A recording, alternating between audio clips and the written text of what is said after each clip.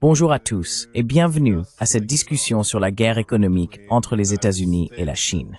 Nous sommes rejoints par le professeur Jeffrey Sachs, un économiste de renom qui consacre une grande partie de son temps à conseiller des gouvernements à travers le monde.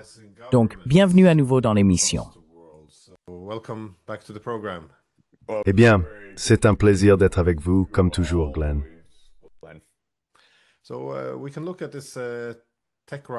Nous pouvons examiner cette rivalité technologique ou la compétition monétaire, ainsi que les efforts pour rapatrier les chaînes d'approvisionnement.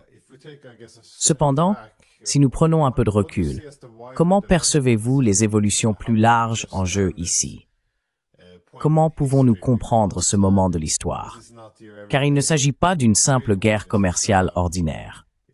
Il semble que nous ayons eu un ordre mondial centré sur l'Occident pendant des siècles, et aujourd'hui, cet ordre est remis en question.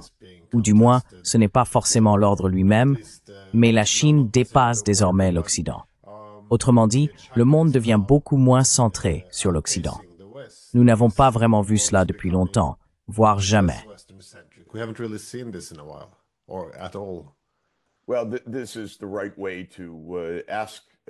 Eh bien, c'est la bonne manière de poser la question de ce qui se passe, adopter une perspective à long terme. La majorité de la population mondiale vit en Asie, environ 60%. Pendant la majeure partie de l'histoire, cela signifie qu'environ 60% de l'économie mondiale, de la production mondiale, était générée en Asie, autant qu'on puisse le déterminer lorsque les historiens se penchent sur le passé et tentent de reconstituer des estimations économiques. Au cours des siècles récents, cela a changé de façon décisive avec l'essor de l'Europe et de la région nord-atlantique, car au XIXe et XXe siècle, bien sûr, les États-Unis sont devenus la plus grande économie du monde. L'Asie a été éclipsée dans ce processus, non seulement éclipsée, bien sûr, mais aussi dominée par les puissances impériales européennes. Si l'on regarde vers 1820, l'Asie représentait encore plus de la moitié de l'économie mondiale.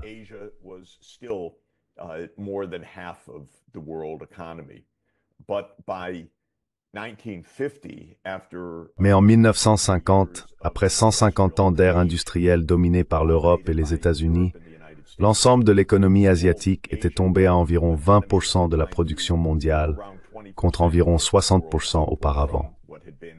Cela signifiait que la Chine était complètement éclipsée et en fait attaquée et vaincue lors de nombreuses guerres. D'abord par l'Occident lors des premières et deuxièmes guerres de l'opium, puis par le chaos de la soi-disant rébellion des Taiping au milieu du XIXe siècle, par les privilèges extraterritoriaux, les droits et la domination des puissances européennes en Chine à la fin du XIXe siècle, puis par les invasions japonaises à plusieurs reprises, à commencer par la première guerre sino-japonaise en 1814-1895, suivie de plusieurs invasions japonaises au XXe siècle, dont les invasions massives des années 1930, puis la guerre civile en Chine dans les 1940.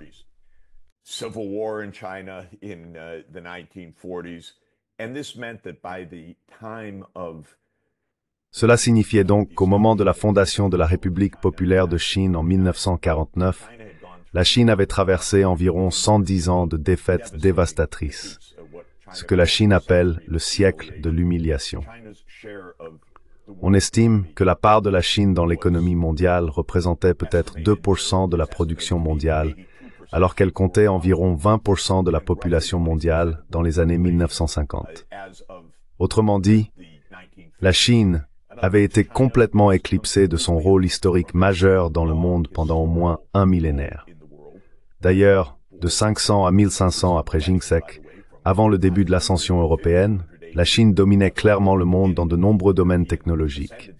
La poudre à canon, la machine à vapeur, la monnaie papier, la boussole, la navigation océanique à grande échelle, et la liste pourrait continuer encore longtemps. Donc Glenn, l'histoire que nous voyons aujourd'hui, si l'on adopte une perspective historique très très longue, c'est le retour de la Chine au premier rang des puissances mondiales, en productivité économique et en technologie.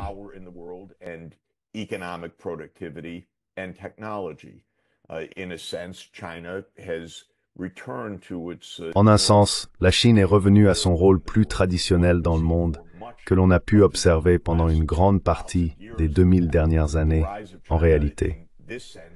La montée en puissance de la Chine doit donc être comprise comme un rééquilibrage de ce qui était absolument déséquilibré, à savoir un monde dominé par l'Europe.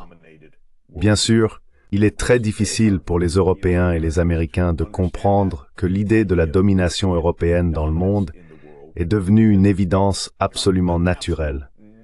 Et cela est vrai depuis plusieurs siècles, en fait. À mesure que l'Europe gagnait en puissance, que les empires européens dominaient d'autres parties du monde, des idéologies entières, des systèmes de croyances, des réécritures de l'histoire, beaucoup de racisme, on peut le dire, même de la part des plus grands penseurs de l'histoire mondiale en Occident, en sont venus à affirmer que la domination de l'Europe était naturelle.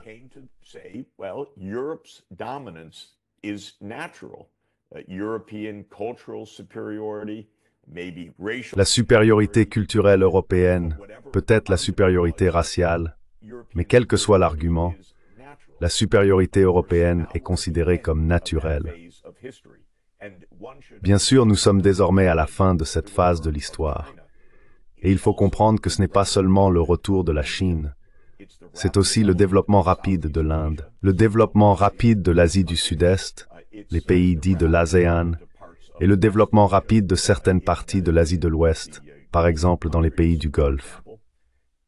Tout cela met fondamentalement fin à la vision eurocentrique du monde, ou à ce qui, de la fin du XIXe siècle au début du XXIe siècle, est devenu la vision du monde centrée sur l'Atlantique Nord et l'OTAN, et qui, à la fin du XXe siècle, est devenue la vision du monde centrée sur les États-Unis.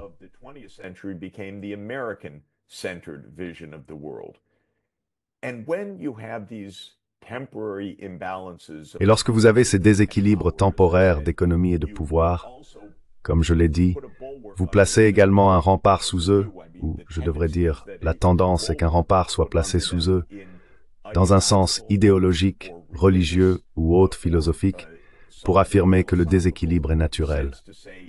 Aux États-Unis, l'idée de l'exceptionnalisme américain est très ancrée. L'idée que, oui, bien sûr, l'Amérique dirige le monde, fait profondément partie du système de croyance. C'est pas un élément superficiel.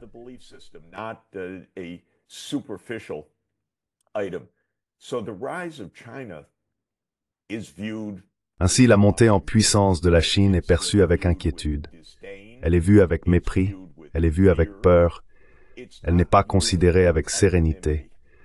Je ne connais aucun dirigeant américain qui dise « Eh bien, bien sûr, la Chine est une grande puissance qui a une longue histoire de grandeur civilisationnelle. Il est donc naturel que la Chine réussisse. » Ce que l'on entend, c'est « La Chine est la grande menace pour le monde. » L'ascension de la Chine doit être stoppée. Nous devons contenir la Chine. Nous devons nous préparer à la guerre. La Chine a triché et volé pour retrouver ou relancer son économie. C'est artificiel. La Chine va s'effondrer.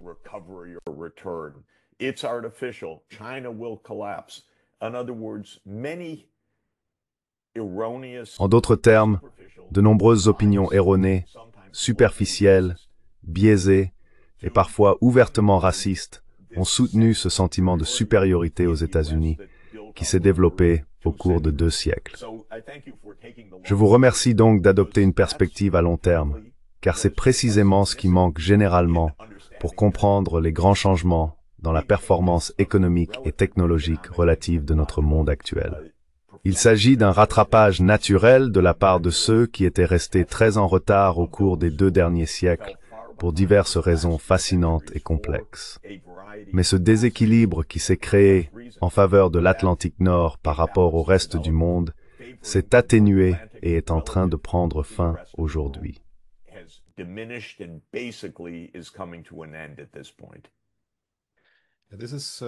Il est fascinant de voir comment des déséquilibres économiques extrêmes donnent naissance à des idéologies, je suppose, pour expliquer la supériorité là où le pouvoir est concentré.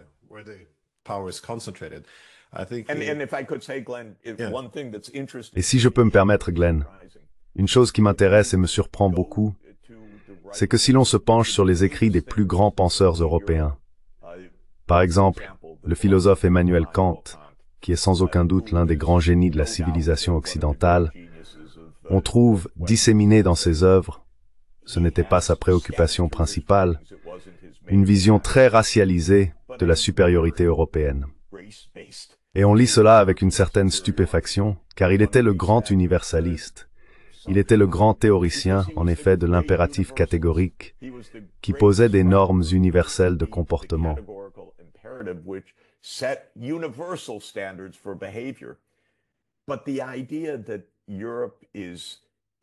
Mais l'idée que l'Europe serait intrinsèquement la civilisation supérieure est profondément ancrée, bien sûr, dans un large éventail d'idéologies qui s'étendent de la Renaissance aux Lumières, à la période du nationalisme romantique au XIXe siècle, puis au nazisme et à d'autres idéologies du XXe siècle fondées sur la supériorité de la race, de la religion ou de quelque autre attribut de la culture européenne qui conférait le droit de dominer.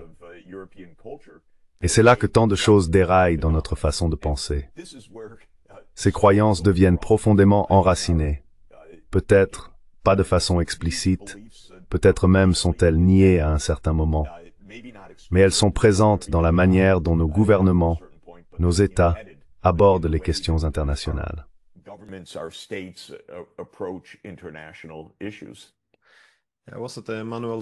J'étais à Kaliningrad l'année dernière pour le 300e anniversaire d'Emmanuel Kant, et il m'a semblé que derrière un certain universalisme, il y avait un sentiment de supériorité. Mais ce qui était intéressant avec Samuel Huntington, c'est qu'il faisait remarquer que les pays occidentaux ont tendance à croire que nous dirigeons le monde depuis des siècles grâce à nos idées, nos valeurs et notre idéologie supérieure. Mais il soutenait qu'en réalité, c'est parce que nous avons maîtrisé des armes plus efficaces, contrôlé les routes maritimes et pris de l'avance lors de la révolution industrielle.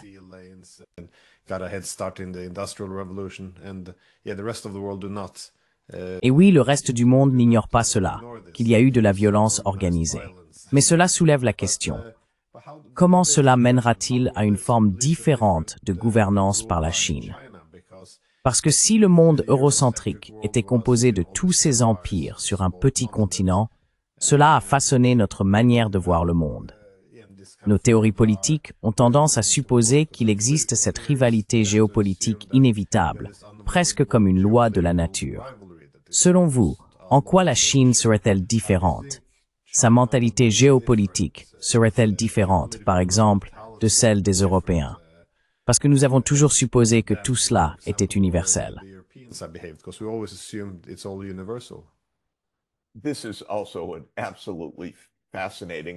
C'est aussi une question absolument fascinante et très débattue, je dirais, mais j'ai mes propres opinions que je vais partager.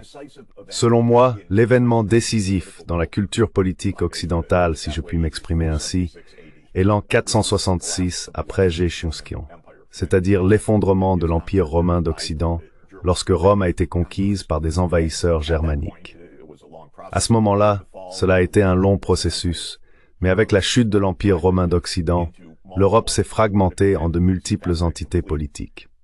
En fait, il s'agit d'un kaléidoscope complet, complexe et remarquable d'entités politiques, cités-États, royaumes, duchés et toutes les formes imaginables d'organisation politique, du plus petit niveau jusqu'aux empires européens potentiels qui n'ont jamais vraiment atteint leurs promesses. Le Staatsumsfang que ce mot en quelque sorte a initié.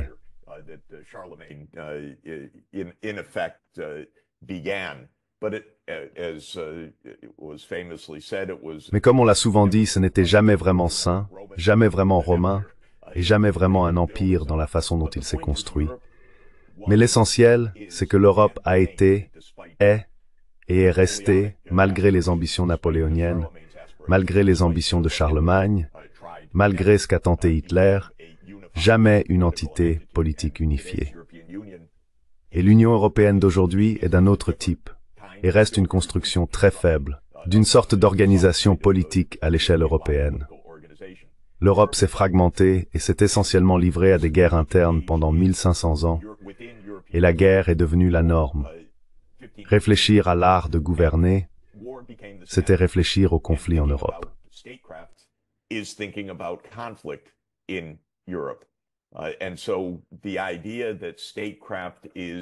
Ainsi, l'idée selon laquelle la diplomatie d'État est anarchique, la célèbre hypothèse du réalisme dans la théorie des relations internationales, constitue une bonne première projection de la réalité européenne, grosso modo de l'an 500 jusqu'à, disons, 1950. Et l'idée que les États s'affrontent donc, se font concurrence, se combattent, se conquièrent, se vainquent, succombent, etc., relève de la pensée diplomatique européenne. L'histoire de la Chine est très différente. La Chine s'est unifiée en 221 avenue Joseon sous la dynastie Qin, la première unification. Et la Chine est géographiquement une sorte de boîte. Cette boîte est bordée au nord par la région de steppe aride, à l'ouest par l'Himalaya, au sud par les forêts tropicales d'Asie du Sud-Est et à l'est par la mer de Chine orientale, l'océan Pacifique.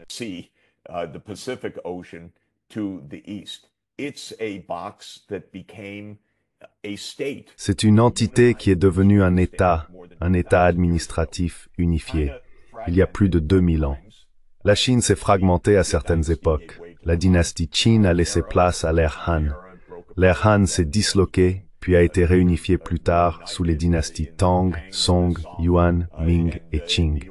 Mais on peut dire que pendant la majeure partie des 2200 dernières années, la Chine a été un État administratif centralisé.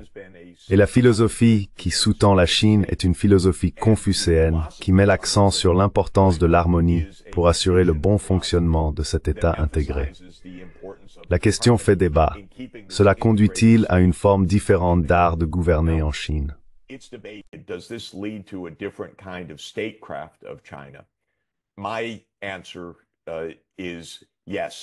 Ma réponse est oui, en effet. La Chine ne pense pas en termes de diplomatie internationale occidentale, anarchique. La Chine raisonne en fonction d'un grand État chinois, où l'ordre interne est décisif et où l'impérialisme extérieur n'a jamais été la règle pendant 2000 ans. La Chine est immense et ne recherchait pas de territoire d'outre-mer. Dans l'ensemble, certes, on peut citer des cas et des épisodes particuliers, mais dans l'ensemble, la Chine entretenait des relations pacifiques avec ses voisins. Je vais donner un exemple. De 1368, qui marque le début de la dynastie Ming, à 1839, qui correspond à l'invasion de la Chine par la Grande-Bretagne lors de la première guerre de l'opium.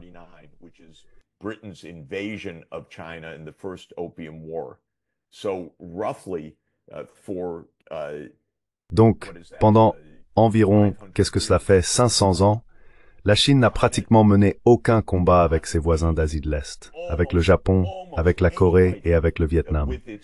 Avec le Vietnam, il y a eu une période de guerre d'environ 17 ans, au XVe siècle. Avec la Corée, autant que je sache, la Chine n'a jamais envahi la Corée, pas une seule fois. Pourtant, la Chine était la puissance dominante. Et dans la diplomatie occidentale, on dirait que la Chine aurait envahi et pris le contrôle. Elle n'a jamais essayé. Durant cette période, la Chine n'a jamais envahi le Japon, pas une seule fois. Elle a été envahie par le Japon une fois, en 1592, je crois. Ou du moins, il y a eu une tentative d'un shogun japonais, un chef militaire, d'envahir la Chine. Cela a échoué, bien sûr.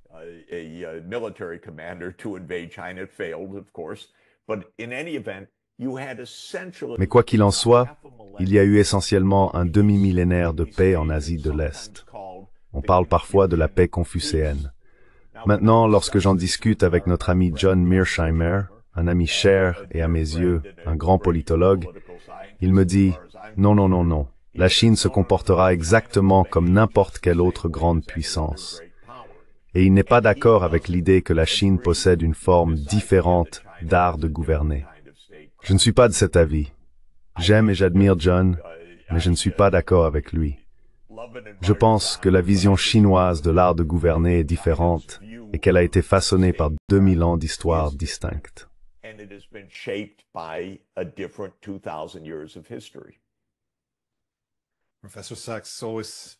Professeur Sachs, c'est toujours fascinant de discuter avec vous. Donc oui, merci beaucoup. Et oui, je pense que ce sera un point clé dans les années à venir. Dans quelle mesure l'art de gouverner de la Chine est-il fondamentalement différent de celui de l'Occident? J'aimerais vous voir débattre de ce sujet avec Mearsheimer. Merci encore pour votre temps. Nous allons poursuivre la discussion. C'est un plaisir d'être avec vous. Merci beaucoup. So much.